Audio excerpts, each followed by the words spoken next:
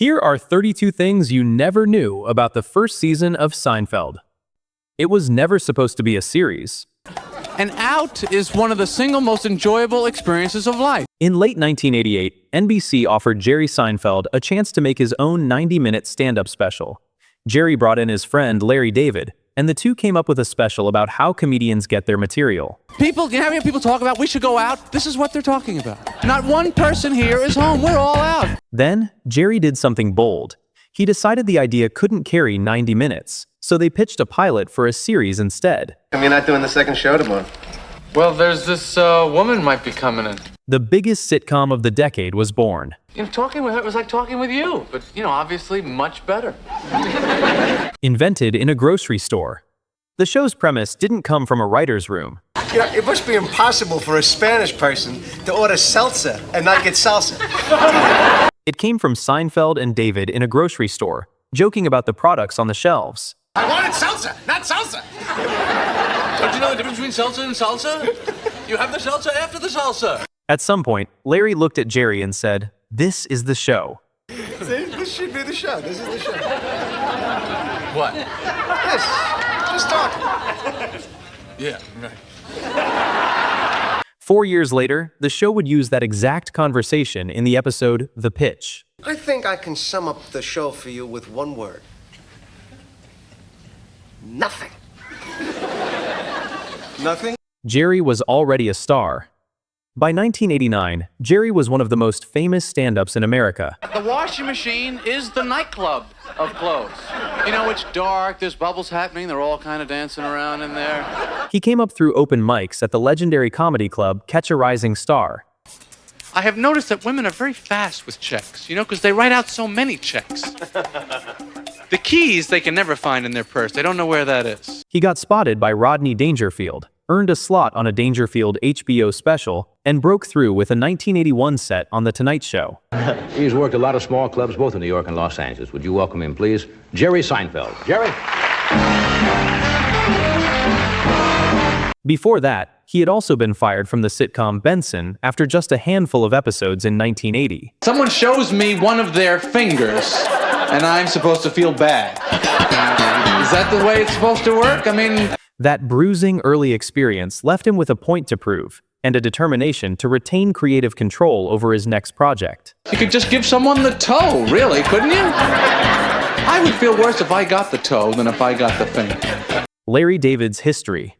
David's background was even rockier. As a stand-up, he was famous for surveying a crowd, deciding it wasn't worth it, and walking off without a word. Now, I just physically didn't want to do it anymore. He wrote for one season at Saturday Night Live, during which he once quit in a rage. You are a joke. These people are laughing at you. You're nothing. You have no brains, no ability, nothing. And then turned up again a few days later as if nothing had happened. How you doing?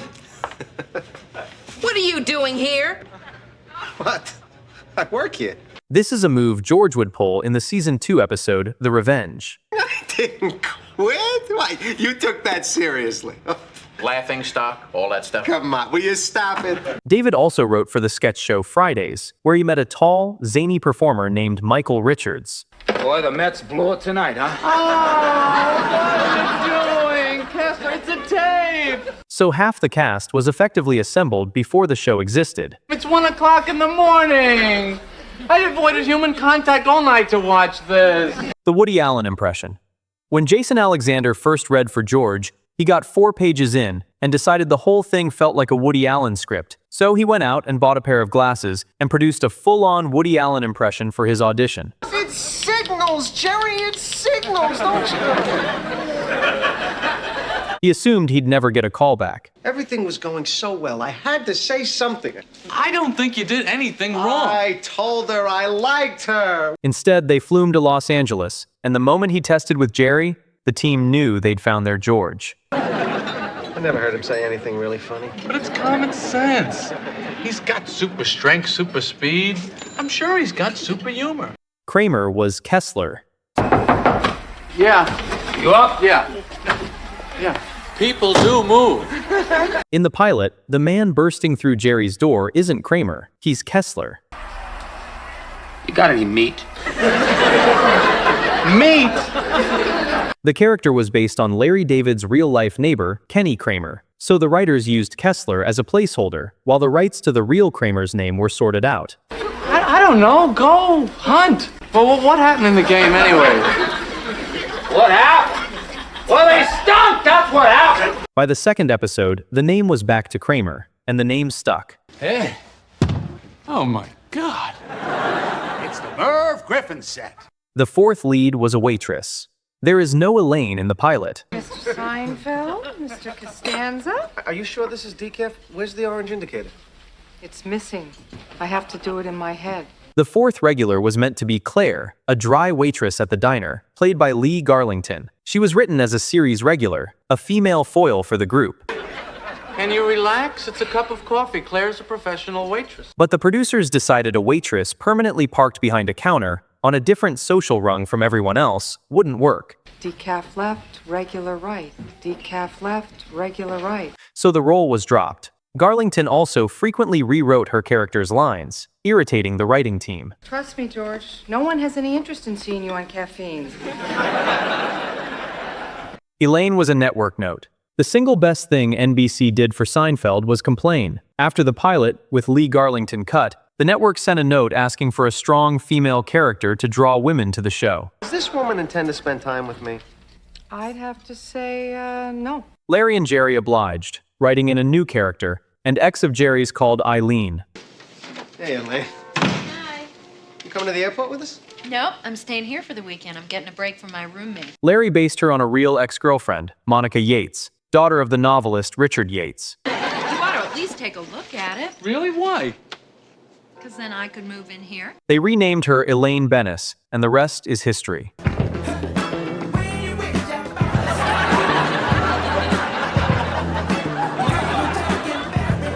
The pilot was on brand from the off. See, now to me, that button's in the worst possible spot. The second button literally makes or breaks the shirt. Look at it. The pilot serves up the exact brand of Seinfeld comedy that would define the show and redefine sitcoms. You do, of course, try on when you buy. Yes, it was purple. I liked it. It opens with Jerry and George debating the placement of a shirt button. I don't actually recall considering the button. Oh, you don't recall. No, not at this time. George frets over whether his coffee is decaffeinated, while George Strait plays on the jukebox. Are you sure this is decaf? Where's the orange indicator? And the whole plot hinges on Jerry trying to figure out if a girl is interested in him. She called this morning, said she had to come in for a seminar, and maybe we get together. So, you know. Had to come in? Yeah, and but maybe we'll get together? Spoiler alert, she isn't. You're engaged? You really have no idea what it's like until you actually do it. I'm on this emotional roller coaster. You're engaged? It wasn't called Seinfeld.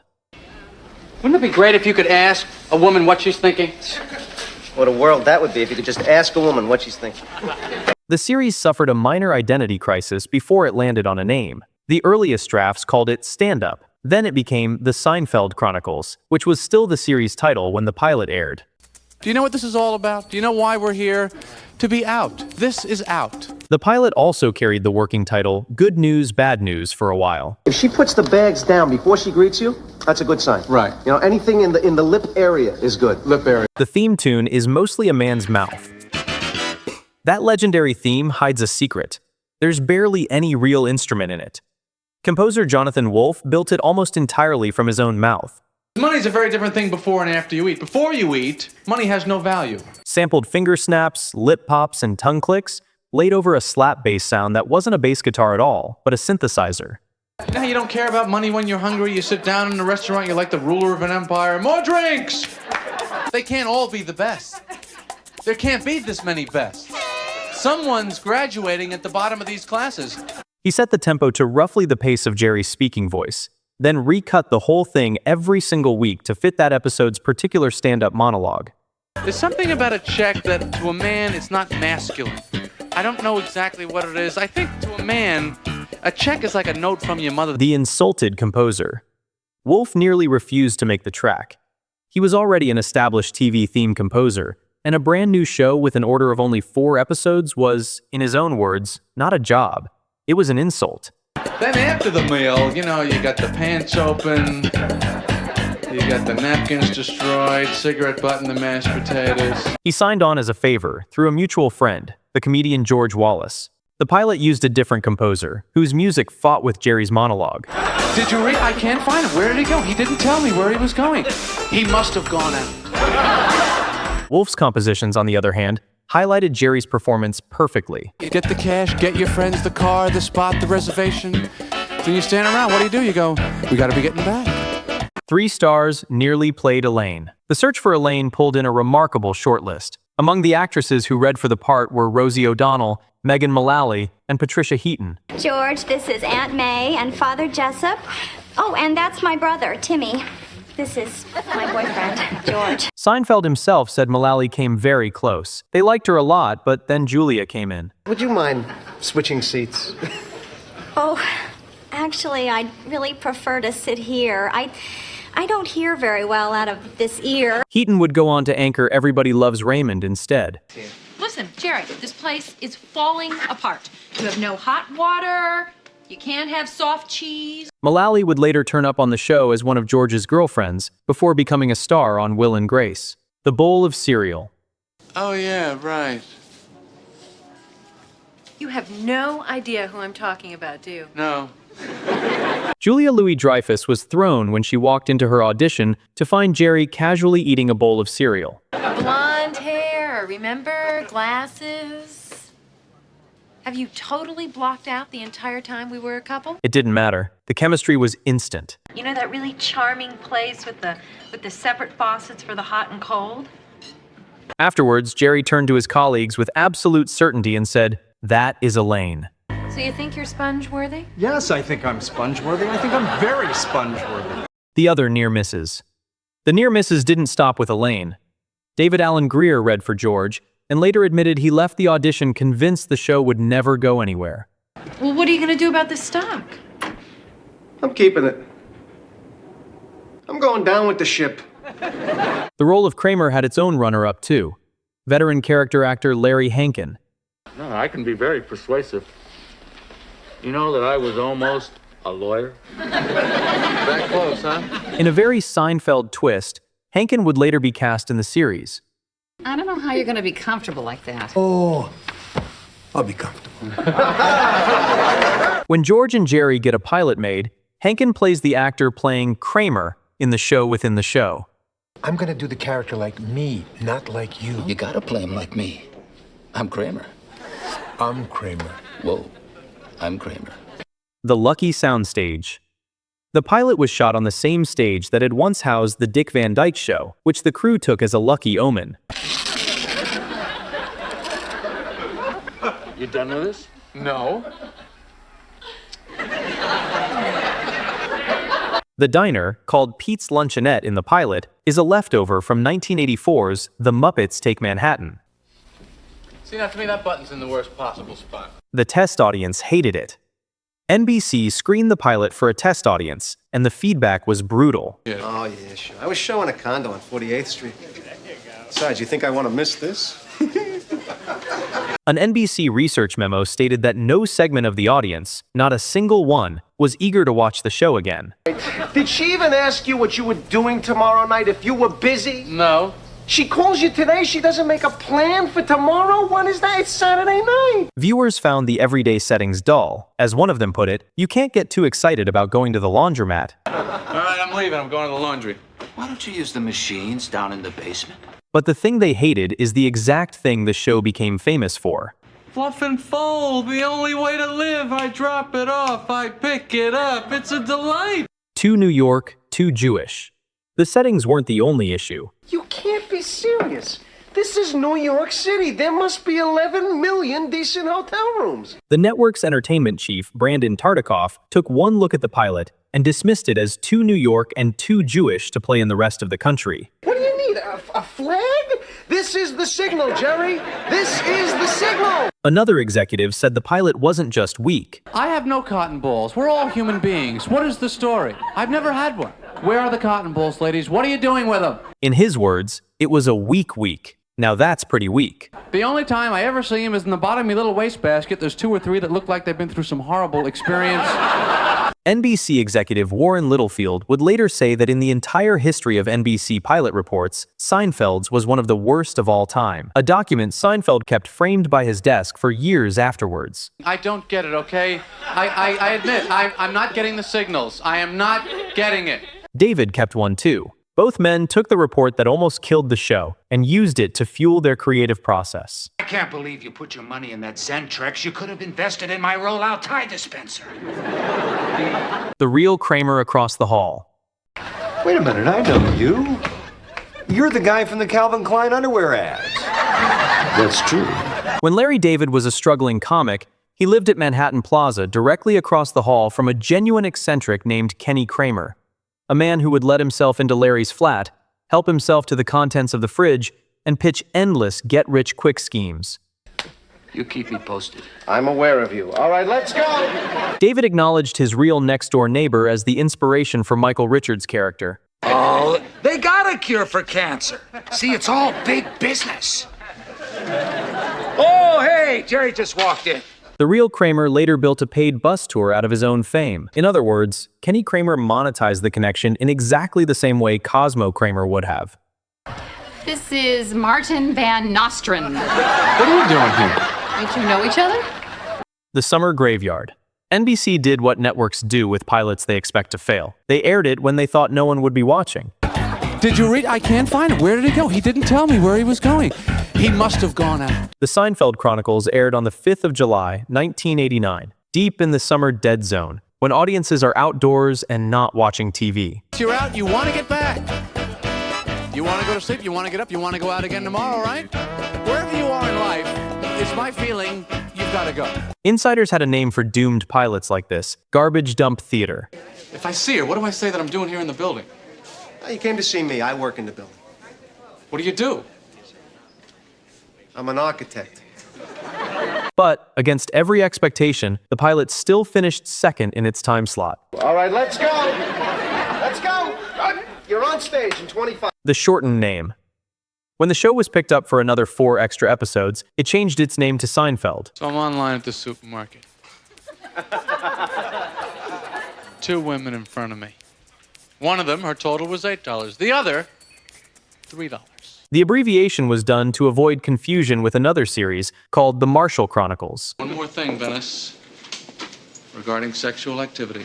Strictly prohibited, but if you absolutely must, do us all a big favor, do it in the tub. And even after surviving a historically bad pilot report, the Summer Dead Zone, and a name change, Seinfeld was still skating on thin ice. The canceled Bob Hope special. I have to say, those people talking behind us really ruined that movie for me.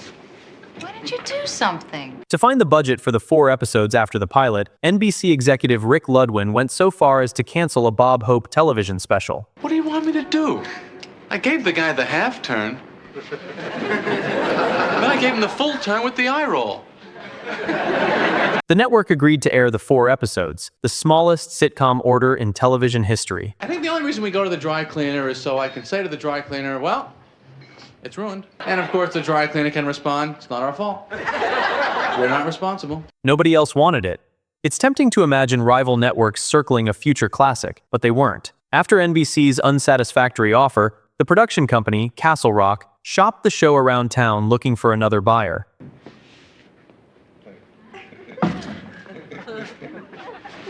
What? There were no takers, so Castle Rock came back and accepted NBC's 4-episode deal, the best and only offer on the table. I gotta say, that's pretty bad, losing out to a cat. Almost as bad as losing out to a perfume. The marketing report. This is the audience test on the pilot back in 1989. Jerry has never been shy about that savage audience test report. You didn't do anything. It's not you, it's me. Not only did he have it framed, signed by the cast and Larry David, and hung it on the wall, but years later, on 60 Minutes, he produced it for Steve Kroft. Here's another great line. Viewers felt that Jerry needed a better backup ensemble. I gotta say, that's pretty bad. Then he pointed out that the ensemble in question was Jason Alexander, Julia Louis-Dreyfus, and Michael Richards. Told you those trips are relationship killers. Monk's Cafe. The show's iconic diner has a remarkably simple origin. I love the mirror in that bathroom. I don't know what in the hell it is. I look terrific in that mirror. I don't know if it's the tile or the lighting. They called it Monks because there happened to be a poster of the jazz pianist Thelonious Monk hanging in the office where he and Larry were writing. So what are you getting? I don't know. What can you eat? You can't have anything anymore. Sometimes it's just that simple. The real-life diner. The exterior of Monks is a genuine New York diner. Tom's Restaurant at the corner of West 112th Street. How'd it go with that girl? Great, I'm going out with her tomorrow night. How'd it go with the cocktail, Frank? Great. Ate the entire platter. But the inside was a set built on a soundstage in Los Angeles, thousands of miles away. I'm going to Atomic Sub later. Why are you eating there? I get a card, and they stamp it every time I buy a sub. 24 stamps, and I become a submarine captain. When crews first turned up to film the real building's exterior, the owner's family asked what it was for. What does that mean? Free sub? The answer they got was wonderfully understated. It's just for some pilot. Either you're born with a sense of humor or you're not. It's not going to change. Can you think of any real-life cafes that are more famous than this one? Let us know in the comments. The Stakeout and Art Vandelay. Art-core. Valet. In the show's first proper episode, The Stakeout, George invents a business partner on the spot, an importer-exporter named Art Vandelay. He's an importer-exporter, okay? He also claims to be an architect, a fantasy that would stick with him for the entire series. Both became lifelong running gags. Let's see. I've walked in and out of so many buildings, they all blend in together. The plot itself was lifted straight from Larry's life. One name, absolutely. Let's see. There's Vandelay Industries. I just saw them. I got very close there, very close. He really did once stake out a woman he'd met to engineer a second run-in. You came to see me. I work in the building. What do you do? I'm an architect. Even the law firm names in the episode are just names of Larry's old college friends. Vandelay is 129 West 81st Street. It's a very small industry, Vandelay. Jerry's dad was recast. Jerry's parents arrive in The Stakeout, and his mother, Helen, is played by Liz Sheridan, who made the role her own over the show's run. This is what I like, see? You come home, your parents are in your bed. But his father is not the version of Morty that would stick. You know, Jerry, we don't have to do this. What are you talking about? It's fine. I love having you here. In season 1, Morty Seinfeld is played by an actor named Philip Bruns, who was promptly recast for Barney Martin. So, Dad, let me ask you a question. How many people work at these big law offices? Depends on the firm. Watch early enough, and Jerry's father is, briefly, a completely different man. What's the matter? You need a lawyer?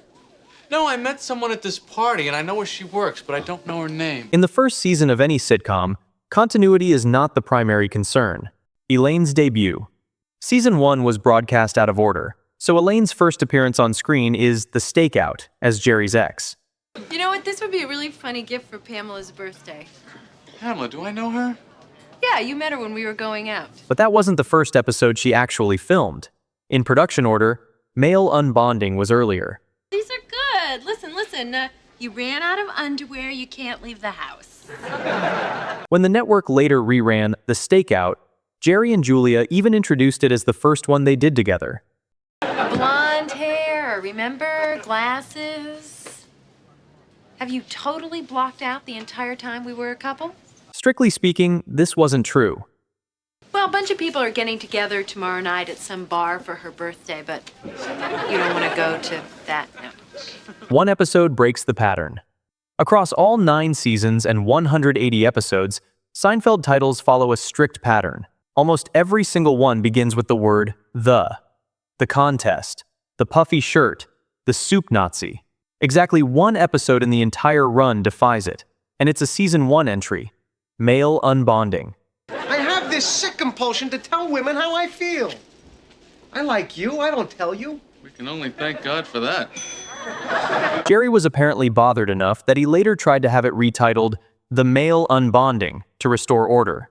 His name's Joel Hornick. He lived like 3 houses down from me when I grew up. He had a ping pong table. We were friends. He was turned down. Should I suffer the rest of my life because I like to play ping pong? The episode Jerry and Larry didn't write. The writing was almost entirely a 2-man job. Jerry and Larry wrote the pilot and 3 of the 4 follow-ups themselves. Wait, you left the lock open or the door open? The door. The door? You left the door open? Yeah, The single exception is The Robbery, credited to Matt Goldman. I was gonna bring the spatula right back. Yeah, and? well, I got caught up watching a soap opera. Goldman was a trusted team member during Seinfeld's early run, before going on to write for Ellen and The New Adventures of Old Christine. How a rejected pilot survived. So how did a show this badly unloved survive its own first season? On a repeat. When NBC re-aired the pilot in July of 1990, it pulled a genuinely strong rating. And crucially, it played well with young men, the audience advertisers crave. I know, I'm sorry I'm late. No problem. I dropped a grape.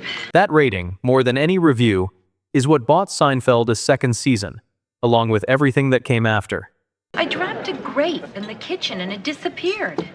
I couldn't find it. I was literally on my knees for 10 minutes looking for this stupid grape. Jerry's starting pay.